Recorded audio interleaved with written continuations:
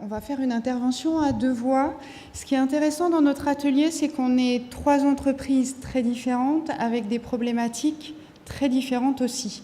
Je vais reprendre le chiffre de Margaret qui disait que chez L'Oréal, c'était 69% de femmes. Chez Keolis, c'est dans le métier du transport, on est plus à 20%.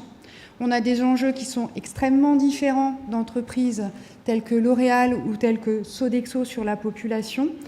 On a beaucoup utilisé le GIZ et nos participations depuis plusieurs années pour essayer d'apprendre de nos pairs, de nos collègues et surtout du réseau pour avancer sur la question de la mixité. Donc on sait vraiment, Keolis, c'est 10 ans d'engagement dans la mixité. On a signé la charte diversité en 2006 et en 2016, on a été labellisé pour la première fois sur le GIZ sur un pays international.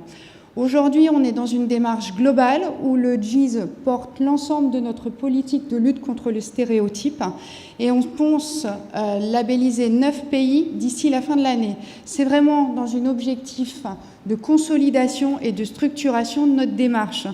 Ce qu'on a souhaité faire aujourd'hui en abordant les deux sujets, c'est mettre l'accent sur notre politique interne. Donc on a deux objectifs, deux engagements qui sont repris dans l'ensemble de nos filiales en France et à l'international, qui sont favoriser le recrutement des femmes sur les métiers dits masculins, qui est un véritable enjeu aussi bien à court que moyen terme, mais aussi à garantir les règles équitables de la gestion des parcours professionnels.